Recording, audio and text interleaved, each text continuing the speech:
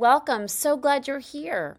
This is an episode I am bringing back because it is so important for every emotional eater on the planet. Are you an info binger? And what to do about it if you are. But first, did you hear? Hey, did you hear? The Heal Your Hunger show is approaching episode 500. Come celebrate with us at the fabulous 500 live Zoom studio recording of episode 500. It's coming up soon. You'll be the first to hear the new theme song for the Heal Your Hunger show, and you'll get connected with other Heal Your Hunger show listeners. We're gifting 25 people a complimentary ticket to the live Zoom studio recording of episode 500. To claim your ticket and be entered to win prizes, including the grand prize, which is a seat in my concierge program to end emotional eating, all you need to do is write to questions@healyourhunger.com and share one way that the Heal Your Hunger show has helped you on your path to heal your relationship with food. That's it. Just send an email and tell me why the Heal Your Hunger podcast has helped you. I can't wait to see you at the fabulously 500 live Zoom celebration event. Welcome, everybody, to the Heal Your Hunger show. So happy to have you here. It is a great day to be alive, and I'm super excited to talk to you about something that will probably ring true for you if you are somebody who listens to lots of podcasts and does lots of research and probably reads a lot of books. So if you're in any one of those categories, or all of the above, stay tuned. And if you're here for the first time, welcome. I'm so happy that you're here. This is the show where we talk about real stuff, real issues, real feelings, patterns, untrue beliefs, old wounds, things that just got us in the hole with food. That's the rabbit hole. Falling way down the rabbit hole with food and binge eating and overeating and all kinds of shenanigans around diets. Welcome. I'm so glad you're here. Hopefully you will feel at home here. And please, speaking of being at home, join us in the Secret Sauce group. That's the Secret Sauce to End Emotional Eating on Facebook. It's a great place to start your journey of overcoming emotional eating in the Heal Your Hunger way. So yeah, hop over to Facebook and join us there. If you're not on Facebook and you're like, I'm not doing Facebook, definitely at least go to the website healyourhunger.com and take the quiz. Start with the quiz, which is the quiz which will tell you your personalized score of whether you're an emotional eater or a food addict or somewhere in between. That's a great place to start your journey. You'll get a personalized score and then some recommendations on what you can do to begin healing. And lastly, if you haven't listened to my TEDx talk, please check it out on YouTube. Tricia Nelson, Emotional Eating, Tricia Nelson, TEDx, something like that. That's a great place to start as well, although I have it on my website, so you can check it out there. Okay, so what I'm going to talk about today is, like I mentioned, podcast, books, courses, research, doing all kinds of things around gathering information to help yourself. Now, if you're on a search to get to the bottom of your food stuff, your aberrant relationship with food, congratulations. I'm glad you're seeking. I'm glad you're searching. That's so important. Because guess what? You're not going to heal. Like, healing isn't going to knock you upside the head. It doesn't just happen. You have to be intentional. You have to want it. You have to go looking for it. In my experience of emotional eaters is we're seekers. We're seekers not only of information, but also of a deeper message. And I think the women who come to the Heal Your Hunger show are drawn here energetically by that craving for a deeper message, for depth, because that's where I go and that's what I craved. It was not food I was truly craving. It was not sugar and carbs, although I liked those and there's plenty of reasons to like them. My deeper craving, my deeper hunger was for connection, for depth, for real, and for real conversation about stuff that mattered to me in my heart. I was always so bored when I went to a party and there was so much small talk. I hate small talk. It's so boring. I mean, I like to joke and have fun with people, but that really, that goes only so far with me. I crave connection at the heart level. I crave depth. And if I just live in superficiality, I'm hungry. I'm hungry. And you may be that way too. But it's not food we're hungry for, right? We're starving for that deeper message about our emotions, about love, about the things that really matter in our heart, those very quiet whispers in our heart. Nevertheless, we go looking for what we crave. We go looking for answers in anywhere we can find them, right? First, it's through diets and exercise solutions. Then, when those don't pan out or we don't reach our goals, we go deeper. We read books on psychology. We might go to therapy. We might join a 12-step program to deal with maybe spiritual issues and some kind of emotional work. We go to all kinds of courses. We read the science behind our bodies and metabolism and intermittent fasting. And we're searching, right? We're searching for answers. So we tend to fill our minds with information. Okay. We fill our minds with information. Information makes us feel like we're making progress. It makes us feel like we're getting answers. Reading science makes us feel like we're really serious about this and getting to the bottom of things. But then when we keep struggling with our weight, when we keep overeating, when we keep feeling defeated and demoralized by our yo-yoing, with weight and food, when we keep breaking out in a binge after a couple weeks of doing good, we wonder what the hell, like what the hell is going on? And my experience is that information won't solve your problem, and especially information binging. So we tend to be bingers on information, tons of podcasts, tons of science, tons of books. And while all those things are important and they might give you pieces of the puzzle, help you understand your body better, might help you understand metabolism and how it works. First of all, you might have noticed there's lots of contradictory information out there. But beyond that, stuffing our brains with information doesn't translate into stuffing our tummies with food. Have you noticed no matter how much you might have even gone as far as to become a health coach or become certified in some kind of health modality or healing modality, and yet you still in the middle of the night or are eating ice cream and cookies. You still have gnawing cravings that you cannot say no to.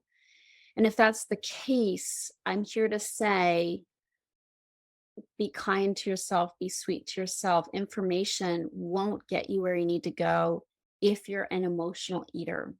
Okay. So if you're an emotional eater, none of those things, no matter how much no matter how many certifications you have, they will not stop that gnawing compulsion inside of you, in your belly, that thing that just grows and grows and demands attention and feeding, even though you're full, even though you've had a healthy meal, even though you know better. Okay. So if you have that monster inside of you that won't quit, don't beat yourself up when you answer it, when you feed it. That gnawing inside of you, no amount of information or knowledge will make it go away, in my experience. What we need is need to get to the bottom of it. And that's really, in my experience, what helped me heal. It's what helped me overcome my lifelong addiction to food, was to dismantle that compulsion, to destroy that monster, or put him to bed. And the way we do that is by dealing with the underlying causes. Now, what does that mean? That's kind of a throwaway word. Lots of people mention it, but it consists of a lot of things, of course, but in general, it's a pressure that builds inside of us. It's a pressure that builds inside of us. And what creates that pressure is stress. And what creates that stress is buried emotions, too much on our plate, resentment, fast movement, like being in constant motion, not enough sleep, not enough nutrients, lack of connection at the heart level. These are all things that contribute to that growing monster inside of you. Okay. That spring that gets tighter and tighter in your gut. That spring I would fall down every time. I would self sabotage on account of that growing spring in my gut that got stronger and stronger, as I starved it and as I was dieting, especially when I would diet, at first, if you watch my TED Talk, I kind of act this out, but you're like, woo, new diet syndrome, feeling great. But after a while, that high of being on a new diet, a new plan, doing it, you get a sense of bravado and control and it's working, you're riding the wave for a while, but then it dies down and you aren't excited anymore. You're not excited, you're not feeling on top of the world, it's drudgery. That's when I would binge, is when I would be like everything would grow dull and that knot in my gut, that tension, that spring would get so tight that I had to feed it. Okay, that's the monster I'm referring to. There's lots of ways to describe it, but you know what I'm talking about, right? So we have to dismantle that. We have to calm that monster and that spring, sort of take the energy, that the tightness out of that spring. In my experience, that's done through self-care, through lowering the stress. We have to diminish stress in our lives. And you may say, well, like, I can't do that. Like, my mom is sick, my kids need to be fed. I have to work. My husband is working all the time. He can't help out with meals, whatever. We all have stress. I get that. But the good news is a lot of our stress is self-created. Okay. And if you've read my book, Heal Your Hunger, you know about the anatomy of the emotional eater, which are many personality traits that we have that have nothing to do with food, but everything to do with why we eat.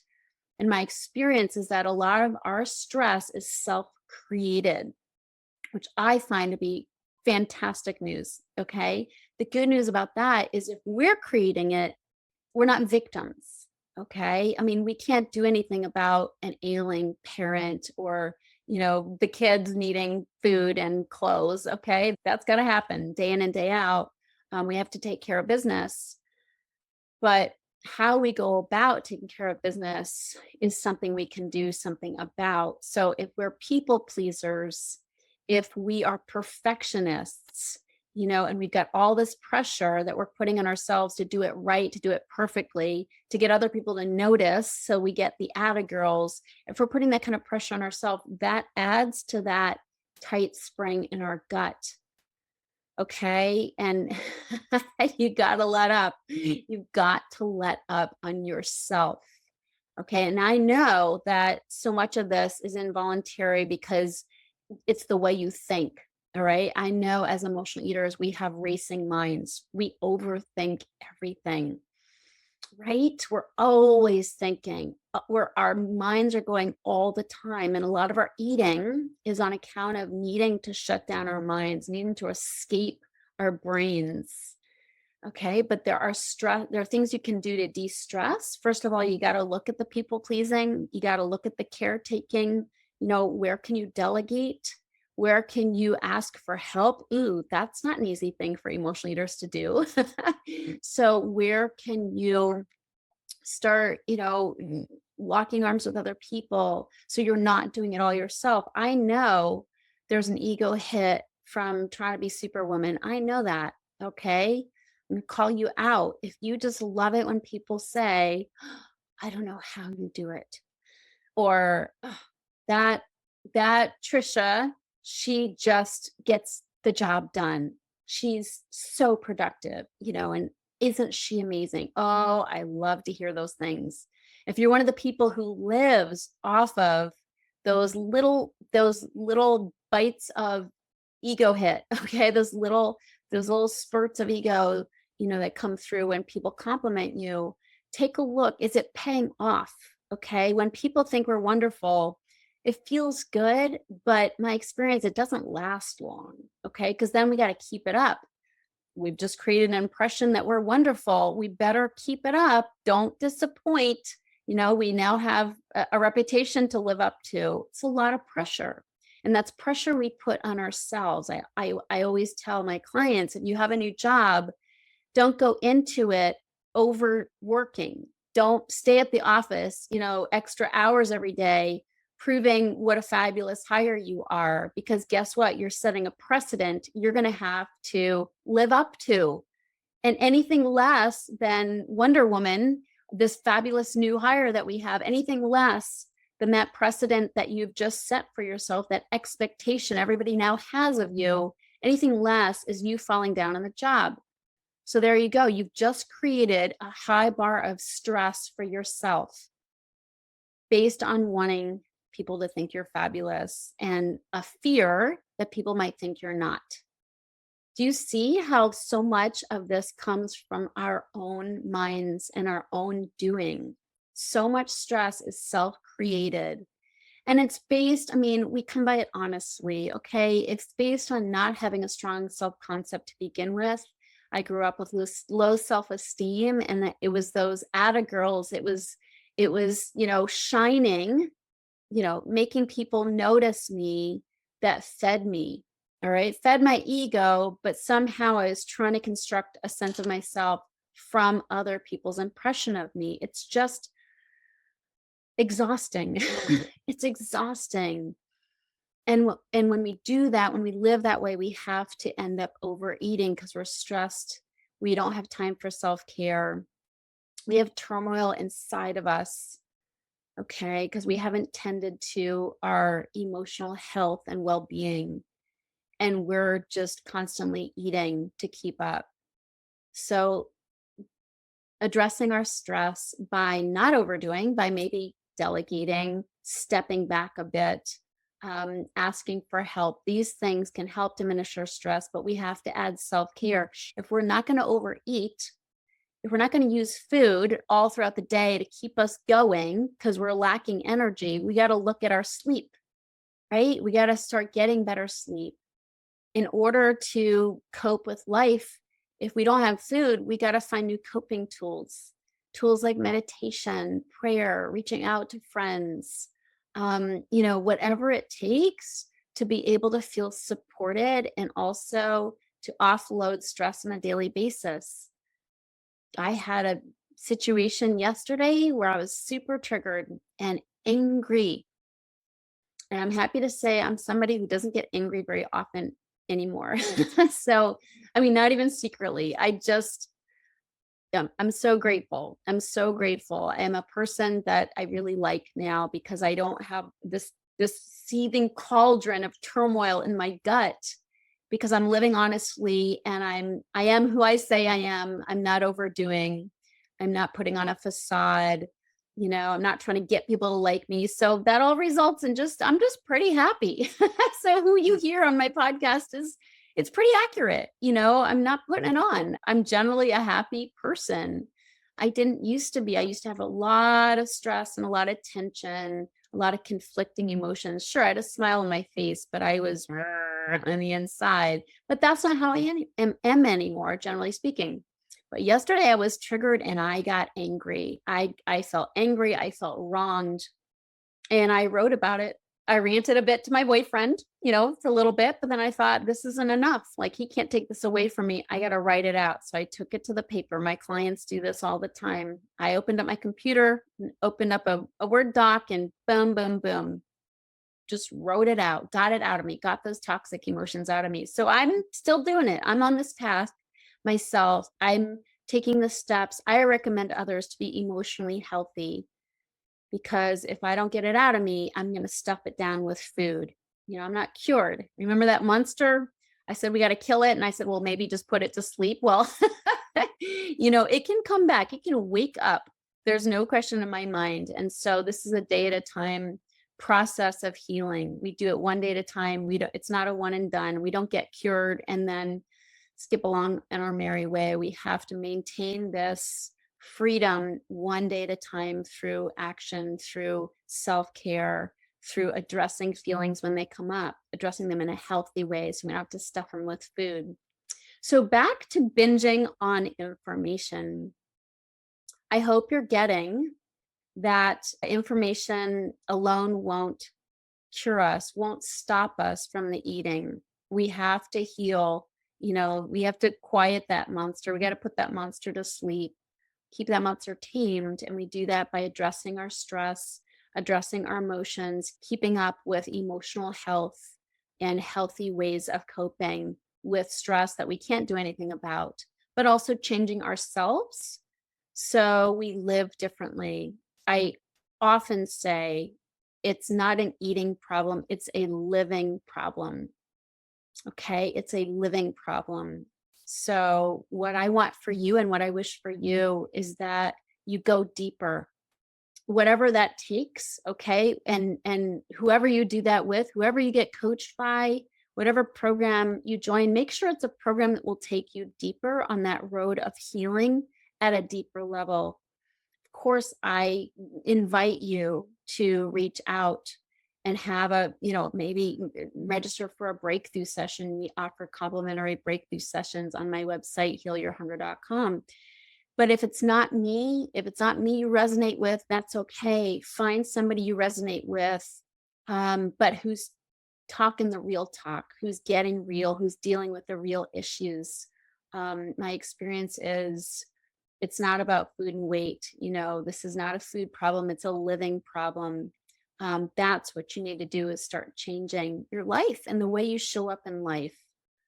As emotional eaters, we love quick fixes. We always are hoping that it's, at the symptom level that we're going to heal. I'm going to find the right diet with the right science, the right book with the right information. I mean, my book is great, but it probably, if you're an emotional eater, you're probably going to need more than just a book. You're going to need community. You're going to need coaching. So whatever that is for you, I encourage you to go beyond the information stuffing, and find an action plan where you can start making real changes in your life, because that's what it's going to take. Remember, this is a problem that goes deep, and it's usually a problem we've had for decades. If you've been struggling chronically with food and weight for decades, it's not going to be just a one note solution. It's not going to be a one-sided solution. It's going to take some layers, okay? Some layers of healing and many different actions to really get there, underneath it and heal. But boy, is it worth it. It's worth it. Let food be your teacher. Look beyond food and weight. My experience is overweight comes from overeating, and overeating comes from what's eating us. So that's where we should go to heal. So I hope this resonates. I love you so much. I'm grateful for your attention. Please share this show with others who you think might be struggling and be looking for something fresh and different. As a solution, as part of the conversation. And definitely join us in the Secret Sauce group and online at our website. So I appreciate you. I'm just excited for your journey and what you might do to take action to heal. You are worth every bit of action you take, and action in the right place, in the right direction. Thanks so much. I love you. See you on the next show. Hey, did you hear? The Heal Your Hunger show is approaching episode 500. Come celebrate with us at the fabulous 500 live Zoom studio recording of episode 500. It's coming up soon. You'll be the first to hear the new theme song for the Heal Your Hunger show, and you'll get connected with other Heal Your Hunger show listeners. We're gifting 25 people a complimentary ticket to the live Zoom studio recording of episode 500. To claim your ticket and be entered to win prizes, including the grand prize, which is a seat in my concierge program to end emotional eating, all you need to do is write to questions@healyourhunger.com and share one way that the Heal Your Hunger show has helped you on your path to heal your relationship with food. That's it. Just send an email and tell me why the Heal Your Hunger podcast has helped you. I can't wait to see you at the Fabulously 500 live Zoom celebration event.